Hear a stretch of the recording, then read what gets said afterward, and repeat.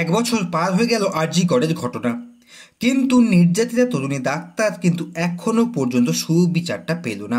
গত বছর এই নির্মম ঘটনার জন্য রাত জেগেছিল পুরো রাজ্যবাসী, তবুও কিন্তু সঠিক সুবিচারটা এখনো পর্যন্ত পায়নি নির্যাতিতা তরুণী ডাক্তার। যেখানে পুলিশের তদন্তে নাকি সিবিআই সিলমোহর দিচ্ছে, সেই জায়গায় অনেকেই হতাশ।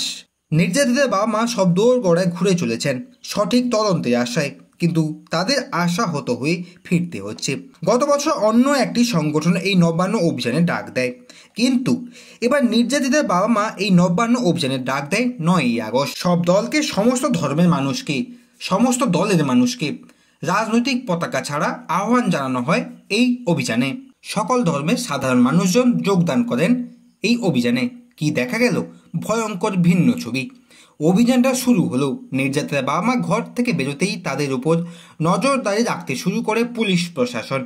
যেটা বলেছেন নির্যাতিতার বাবা মা নিজেরাই।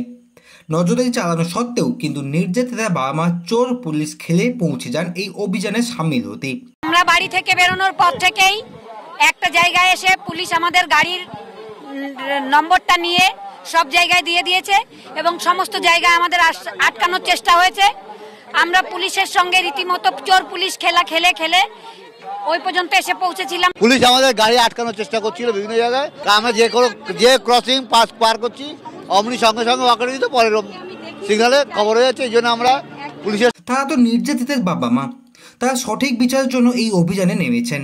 কেন তাদের মেয়েকে মারা হলো এই জন্য অভিযানে নেমেছিলেন তারা, কিন্তু কি দেখা গেল? পুলিশের লাঠিচার্জ জনসাধারণের ওপর। সাধু সন্তদেরও ছাড়া হয়নি।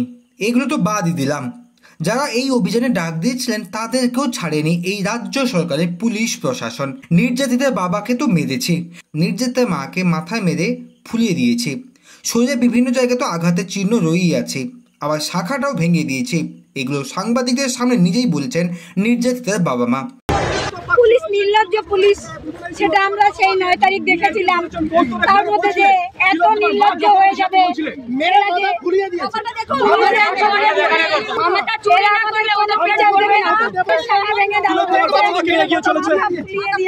পুলিশ এতটাই সক্রিয় হয়েছিল আমাদের আটকাতে, তার অবস্থা দেখুন, আমার শাখাটা ভেঙে দিয়েছে।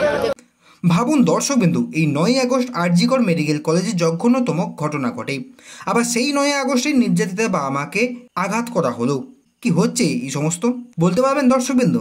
তারা তাদের মেয়েকে হারিয়েছে, আজকে এই প্রহার তাদেরকে উপহার দিল হয়তো রাজ্য সরকারের পুলিশ প্রশাসন।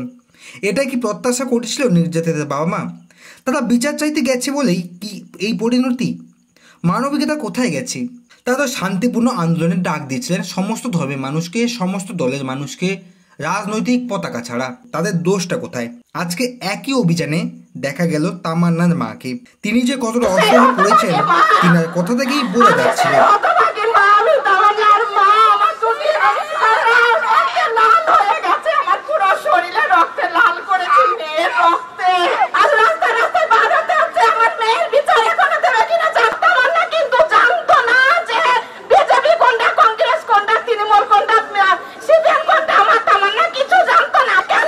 রাজ্য সরকার যদি এইসব অন্যায় বিরুদ্ধে কঠোরভাবে কড়া অ্যাকশন নিত, তাহলে আরজি করের মতন আর কোনো ঘটনাই ঘটতো না। খালি হতো না কোনো মায়ের কোল, এত আন্দোলনে মানুষজন কেউ নামতে হতো না।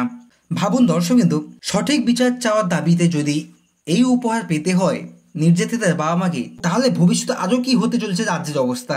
দর্শকরা আপনাদের মতামত কমেন্ট বক্সে অবশ্যই জানাবেন। ভিডিওটি ভালো লাগলে ভিডিওটিকে লাইক করে আপনার সমস্ত প্রিয়জনদের সঙ্গে শেয়ার করতে ভুলবেন না। চ্যানেলে নতুন হয়ে থাকলে চ্যানেলটিকে সাবস্ক্রাইব করে আমাদের পাশে থাকুন, এরকম সমস্ত গুরুত্বপূর্ণ খবরের আপডেটগুলো সবার আগে আপনাদের সামনে নিয়ে আসার জন্য। সুস্থ থাকুন, ভালো থাকুন, নজর রাখুন চিত্রবার্তা ইউটিউব চ্যানেলে।